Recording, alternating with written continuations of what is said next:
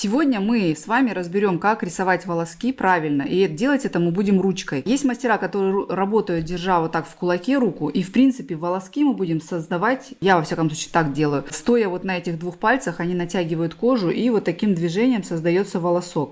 Движения у нас очень маленькие, но сегодня мы будем говорить о движении, когда вы должны освоить вот это легкое прикосновение, такое растушевочное, потому что многие мастера работают, поставив палец вот таким образом, мизинец, и совершая вот такое растушевочное действие. Итак, вам нужно будет освоить два их сегодня, когда вы ставите вот как я, вот так вот двумя пальцами, натягивая кожу, и рисуете. Я, в принципе, также и растушевку делаю. И когда вы вот таким образом ставите палец, то есть вы в конце выберете более вам удобный способ постановки руки.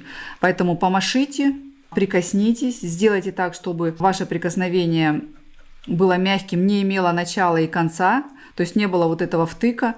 Его избегаем вообще навсегда, забудьте про вот это вот жесткое прикосновение. И затем нужно откатать в удобном положении для вас рук уже вот такое движение. То есть как создается сам волосок. Я покажу это прям близко. То есть выбрав, как вам удобно ставить руку, вы должны откатать вот такое движение. Вы прикасаетесь к бумаге, проходите, выходите, от прикосновения уходите вверх, возвращаетесь и снова в эту же линию должны попасть, но уже отступив процентов 10. И проходите следующую, кладете. И вот таким образом вы выдвигаетесь постепенно процентов на 10-20 вниз, и, соответственно, весь практически штрих ложится на предыдущий. То есть вот именно этот такое движение создает волосок. И вы должны его откатать еще на бумаге, еще вот предварительно, прежде чем вы пойдете работать на латекс. У нас бывают волоски тонкие, бывают волоски толстые, короткие, длинные, изогнутые во все стороны, но принцип создания их одинаковый, наслоение. Если вы делаете яркий волосок, то у вас очень много штрихов в одной линии ложится.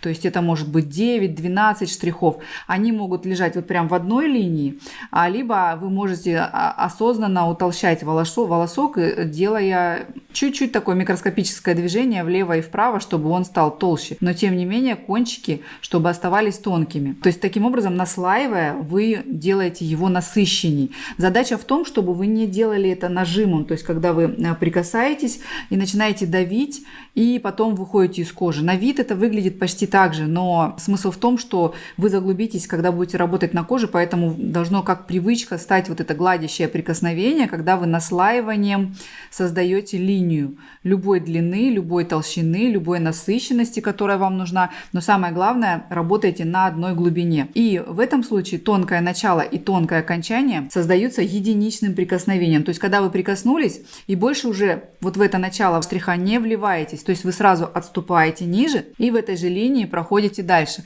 Самая большая грубая ошибка — это когда мастера совершают вот такое движение, то есть несколько раз в одной линии проходят первый штрих, потому что вы, конечно, можете попасть в эту одну линию, и он будет выглядеть тонким, но, скорее всего, у вас получится при большом увеличении вот такая вот картина. То есть вот здесь вы уже приноровились, и все пошло гладко, а начало у вас начнется с такого жесткого, как точка, втык такой, как веточка, если увеличить начало. Ну и получается, что у вас никогда не будет четкого волоска, поэтому всегда после первого прикосновения отступаете и дальше уже идете в этой же борозде, но ни в коем случае дважды, трижды не прикасайтесь в самом начале. Это основная ошибка, которая у всех получается. Еще что мы должны сделать? Сегодняшнее задание для вас — это вот таким напылением создать ряды волосков.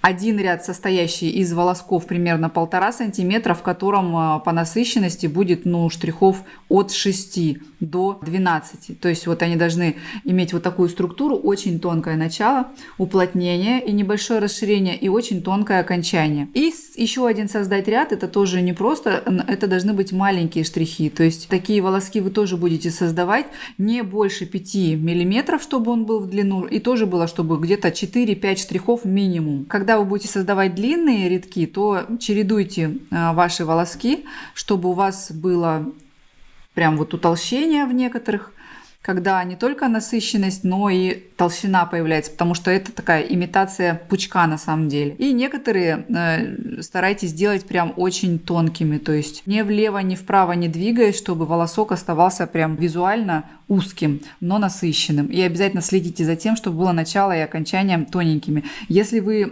сфилоните и нарисуете вот такие волоски, то есть нажимом, где вы регулируете середину, даже если у вас начало и окончание тоненькие, это будет видно, и это вообще незачем делать, даже если, конечно, куратор вас поправит, но это бессмысленное абсолютно упражнение, потому что оно вам вредит. Вы должны откатать именно вот это правильное прикосновение, наслоение еще ручкой, потому что вы будете его использовать в работе на клиентах, на коже, на латексе, и все дальнейшие уроки построены будут вот именно на создании вот такого правильного волоска. Вот такое задание на сегодня.